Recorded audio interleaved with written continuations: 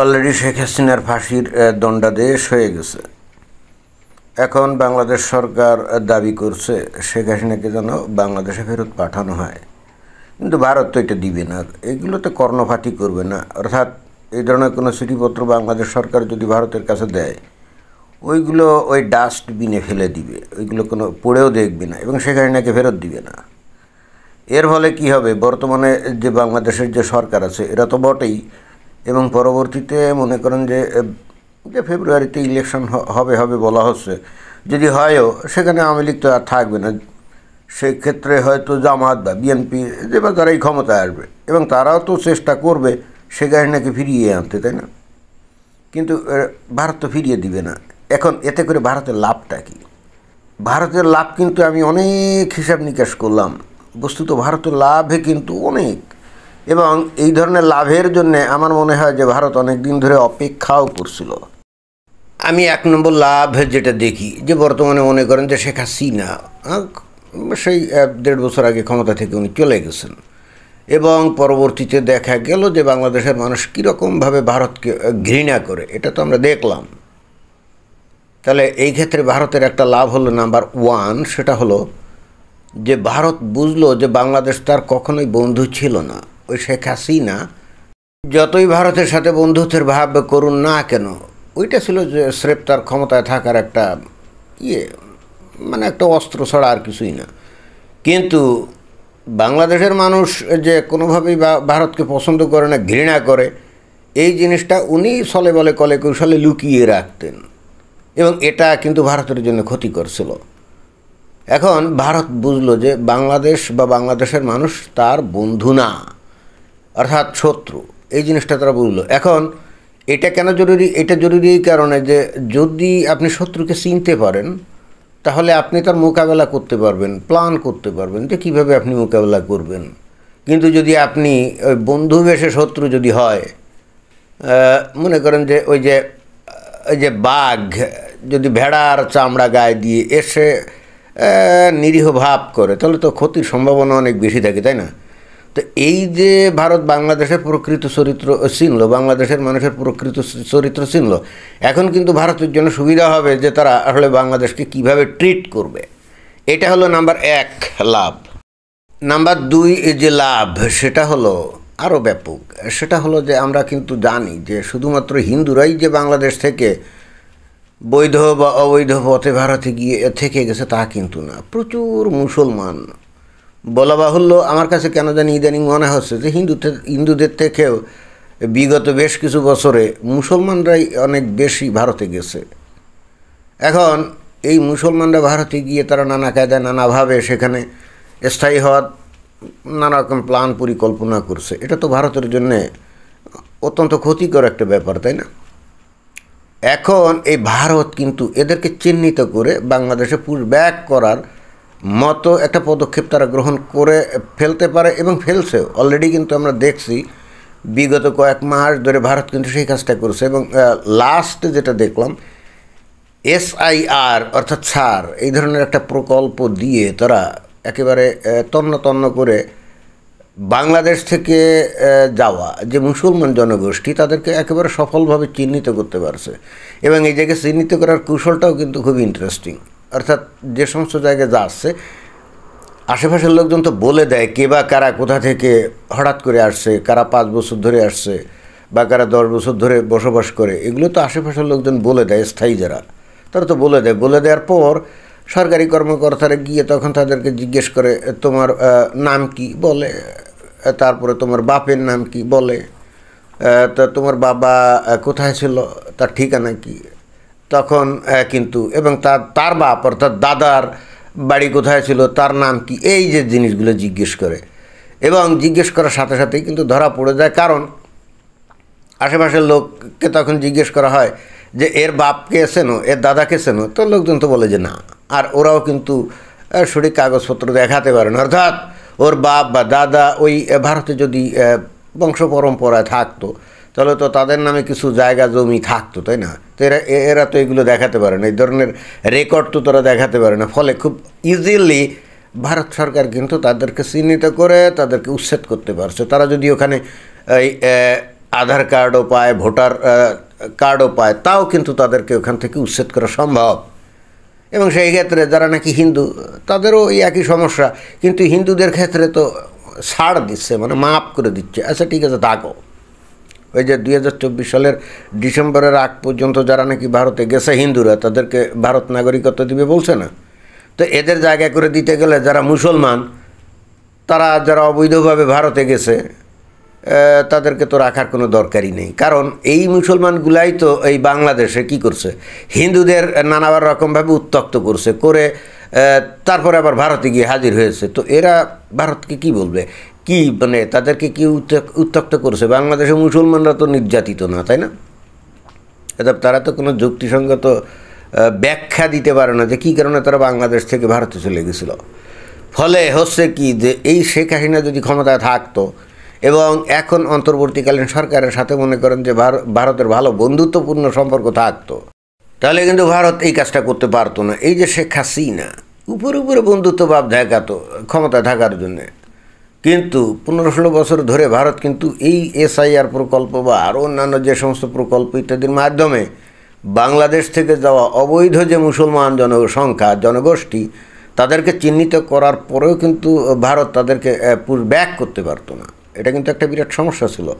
এখন যতদিন এই শত্রুতা ভাব থাকবে, ততই কিন্তু ভারত এদেরকে খুঁজে খুঁজে বের করে কিন্তু ঠিকই বাংলাদেশের মধ্যে পুশব্যাক করবে, তাই না? এটা কি ভারতের জন্য একটা বিশাল উপকার না? নাম্বার 3 হচ্ছে, বাংলাদেশ থেকে যুগের পর যুগ ধরে বহু হিন্দুরা তারা কিন্তু ঘর বাড়ি এগুলো ফেলে, জায়গা সম্পত্তি ফেলে ভারতে চলে গেছে। এবং তারপরে এই বাংলাদেশের জায়গা সম্পত্তি এগুলো প্রথমত শত্রু সম্পত্তি, তারপরে খাস হয়ে গেছে।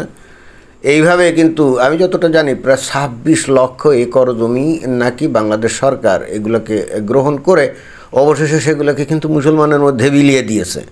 তাহলে এখানে এই যে বাংলাদেশ থেকে যে হিন্দুরা ভারতে গেল, তারা তো জায়গা সম্পদ ফেলে চলে গেল। তাহলে এইবার এরা গিয়ে ভারতের ওই বিশেষ করে পশ্চিমবঙ্গে যেখানে থাকে, সেখানে জায়গার উপরে প্রেশার চাপ সৃষ্টি করছে না? সেখানে জায়গার ঘাটতি হয়ে গেছে না? ভারত সরকার এখন চিন্তা করছে, এত লক্ষ লক্ষ একর জায়গা জমি ফেলে দিয়ে আমাদের দেশে এসে এখানে আবার জায়গা জমি দখল করছে। আচ্ছা ঠিক আছে, মানবতার খাতিরে তাদেরকে থাকতে দিলাম, কিন্তু ওই যে সম্পদগুলো ফেলে দিয়ে আসলো, এইটার কি হবে? এখন ভারত চিন্তা করছে, বাংলাদেশের সাথে যদি শত্রুতা ভাব বজায় থাকে এবং কোনো কারণে বা কোনো একটা উসিলার মাধ্যমে ভারত যদি বাংলাদেশে আক্রমণ করার সুযোগ পায় বা আক্রমণ করার কোনো অজুহাত পায়, সেটা করবে। করে ওই যে চিকেন নেক টেক সহ বেশ খানিকটা জায়গা হয়তো বা তারা দখল করার প্ল্যান পায় তারা আছে। অর্থাৎ এই যে ক্ষতিপূরণ, যে 26-27 লক্ষ একর যে জমি এই যে হিন্দুরা ফেলে চলে গেছে, পুরাটা হয়তো ভারত উদ্ধার করতে পারবে মনে হয় না, বাট কিছুটা হলেও যদি ওই একটা অজুহাত তৈরি করে আক্রমণ করে যদি করে, যা পায় তাই লাভ। এবং আমার ধারণা ভারত এই বিষয়টাকে খুব সক্রিয়ভাবে বিবেচনা করছে। তা যদি না করতো তাহলে ওই যে শিলিগুড়ি ওই সমস্ত অঞ্চলে, ওই করিডোর অঞ্চলে, ওই যেটাকে বলা হচ্ছে চিকেন নেক, ভারত কিন্তু অত বিপুল পরিমাণে সৈন্য সামন্ত ওখানে ডিপ্লয়মেন্ট করতো না। তারপরে ওই যে রাফাল বিমান, তারপরে এই যে ওই ব্রাহ্মস মিসাইল, S-400, এই সমস্ত ডিপ্লয়মেন্ট ওখানে করতো না। অর্থাৎ ওরা কিন্তু খুব কৌশলে এগোচ্ছে। এবং এই যে বাংলাদেশের সাথে শত্রুতা না, এই সুযোগটাকে এখন এরা গ্রহণ করছে। অর্থাৎ এখানে ভারতের তো লস কিছু আমি দেখি না। সেই আইনা ক্ষমতায় থাকলে এই কাজটা কিন্তু ভারত করতে পারতো না। এখন বাংলাদেশের সাথে ভারতের যদি শত্রুতা ভাব থাকে, ভারতের জন্য কিন্তু এই সুযোগগুলো কিন্তু তৈরি হচ্ছে। 4 নম্বর হচ্ছে, অনেকে বলে যে ভারতের অনেক ব্যবসায়িক ক্ষতি হচ্ছে। জি না, বাংলাদেশ থেকে যে সমস্ত পর্যটক যাইতো ওদের উপর ভিত্তি করে কলকাতায় নিউ মার্কেট বা মার্কেট স্ট্রিটের কিছু হোটেল ব্যবসা বা দোকানের ক্ষতি হচ্ছে, বাট বাকি আর তেমন কোনো ক্ষতি হচ্ছে না। কিন্তু বাংলাদেশ ভারতের থেকে যে ধরনের পণ্য আমদানি করতো, ওগুলো কিন্তু ঠিকই আমদানি করছে। অর্থাৎ ভারতের কিন্তু ব্যবসায়িক কোনো লস তেমন কিছু হচ্ছে না, যেরকমভাবে ফুলায় ফাঁপায় বলা হয়। অর্থাৎ বাংলাদেশে তো উপায় নেই, ভারত থেকেই আনে। যেমন চাল অথবা মনে করেন পেঁয়াজ বা রসুন, আদা, এগুলো খুব দ্রুত ভারত থেকে আমদানি করতে পারে। এরা কি এগুলো ফেলে এখন চায়নায় যাবে নাকি, তুরস্কে যাবে নাকি? না, তা যাবে না। বা থাইল্যান্ডে যাবে নাকি, তারপর ইন্দোনেশিয়া যাবে নাকি? তা যাবে না, কেউ যায় না। ব্যবসায়ীরা কখনো ওই নাক ব্যাট দিয়ে কান ধরে না, ডাইরেক্টলি শর্টকাট ওয়েতে যারা পাবে, মানে ব্যবসাটা তো সরকার নিয়ন্ত্রণ করে না, ব্যবসাটা তো করে পাবলিক। তো তারা তো ভারত আর বাংলাদেশের মধ্যে শত্রুতা সম্পর্ক আছে কিনা এইগুলো কেয়ার করে তারা ব্যবসা করবে না। যারা নাকি ভারত থেকে ইজিলি মনে করেন পেঁয়াজ আমদানির ব্যবসা করে বা চাউল আমদানির ব্যবসা করে, এখন বাংলাদেশ সরকার যদি বলে এই ভারতের সাথে আমাদের শত্রুতার সম্পর্ক, তোমরা ভারত থেকে এগুলো এনো না, মানে আইন যদি না করে খালি মুখে মুখে বলে, তাহলে কিন্তু ব্যবসায়ীরা সেটা শুনবে না। তারা দেখবে আমার মুনাফা, তারা দেখবে যে তার মুনাফা এবং কত তাড়াতাড়ি মাল এনে বিক্রি করে তারপরে মুনাফা করবে। তাদের ওই দেশপ্রেম অথবা ওই কে শত্রু কে বন্ধু এইগুলো তারা কেয়ার করে না। তাহলে এক্ষেত্রে ভারতের তো কোনো লস হচ্ছে না। ভারতের যে পণ্য যেগুলো নাকি বাংলাদেশে রপ্তানি করে সেগুলো তো দেদারছে, সেই ব্যবসা তো চলছে, বরং আমি আরও শুনছি আরও নাকি ব্যবসা বেড়ে গেছে। তো তাহলে ভারতের লস কোথায়? অতএব আমি সার্বিক দিক দিয়ে চিন্তা ভাবনা করে দেখলাম যে বাংলাদেশের সাথে ভারতের যে শত্রুতাপূর্ণ সম্পর্ক, এইটা যত বেশি দিন লাস্টিং করবে ততই কিন্তু ভারতের লাভ। এবং ভারত যে ম্যাটিকুলাস ডিজাইন করে যেভাবে এগোচ্ছে, তারা মনে হচ্ছে সেদিকেই যাবে।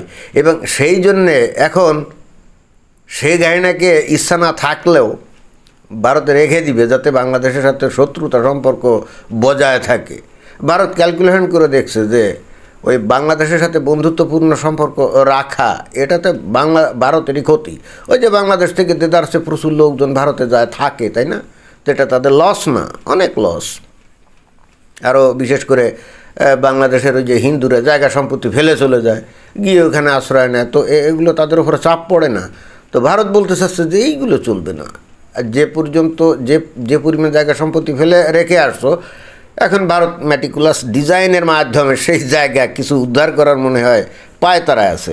সুতরাং আমি সার্বিক দিক দিয়ে হিসাব করলাম যে এতদিন বাংলাদেশের সাথে ভারতের বন্ধুত্বপূর্ণ সম্পর্কের হেতু ভারত যা লাভ করতে পারে না, এখন এই শত্রুতার সম্পর্কের মাধ্যমে বা শত্রুতা সম্পর্ক থাকাতে তাদের লাভ অনেক বেশি হচ্ছে। এবং এই জন্য আমার কেন জানি মনে হচ্ছে শেখ হাসিনাকে একদিকে যেমন ফেরতও দিবে না, অন্যদিকে এই খুব সহসা বাংলাদেশে এই ভারত আওয়ামী লীগকে পুনর্বাসনও করবে আমার তো মনে হয় না।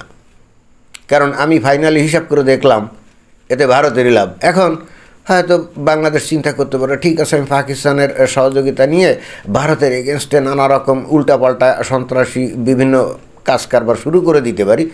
ওইগুলা করলে বাংলাদেশকে একবারে তছনছ করে দিবে। ভারত তো ওই যে আজকে থেকে 20 বছর আগের ভারত না, এখন 2025 সালের ভারত আর 2000 সালের ভারত তো এক না, এবং সেটা পাকিস্তান ভালো করে জানে।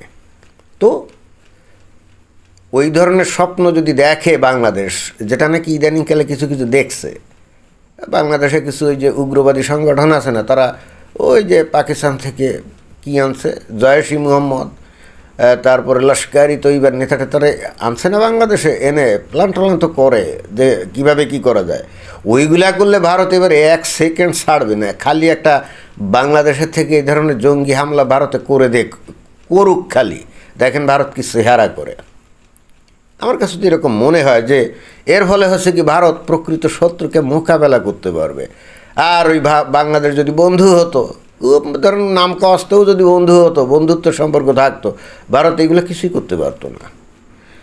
অতএব আমার মনে হয় যে ভারত বেশ কয়েক বছর এই বাংলাদেশের সাথে এই শত্রুতা খেলা এটা চালিয়েই যাবে। অতি সহসা বন্ধুত্বপূর্ণ সম্পর্কে যাবে না। কারণ ভারত ক্যালকুলেশন করে দেখছে ভারতের ওই বাংলাদেশের সাথে বন্ধুত্বপূর্ণ সম্পর্ক থাকলে তার লস হয়, কিন্তু শত্রুতার সম্পর্ক থাকলে তার লাভ হয়। অতীতে ক্যালকুলেশনটা ভিন্ন ছিল। অতীতে ভারত অত শক্তিশালী ছিল না, এবং তখন তারা বিভিন্ন দেশে তাদের অ্যাগ্রেসিভলি আক্রমণ করারও চিন্তাভাবনা অতটা করতো না। যেমন আমি একটা উদাহরণ দিতে পারি যে গত 2001 সাল থেকে 2006 সাল পর্যন্ত বিএনপি বাংলাদেশে ক্ষমতায় ছিল। তারা কিন্তু সত্যি ভারতীয় যে বিচ্ছিন্নতাবাদী গোষ্ঠীকে কিন্তু দিত, প্রশিক্ষণ দিত, আশ্রয় প্রশ্রয় দিত। কিন্তু তখন ভারত অনেকটাই দুর্বল ছিল, যে কারণে এইগুলো জানা সত্ত্বেও কিন্তু বাংলাদেশের এগেনস্টে তেমন কোনো পদক্ষেপ নিতে পারতো না। বাট এখন যদি আজ বাদে কাল বিএনপি বা জামাত যে বা যারাই ক্ষমতা আসুক, ওরা যদি ওই একই কর্মকাণ্ড এইবার করে, এইবার কিন্তু ভারত ছেড়ে কথা বলবে না। অর্থাৎ 2001 সালের থেকে 2005-06 সালের মধ্যকার ভারত আর আজকে 2025 সালের ভারত কিন্তু এক জিনিস না। আমি জানি না বাংলাদেশ এটা বোঝে কি না। তো এটাই ছিল আমার পর্যবেক্ষণ। ধন্যবাদ।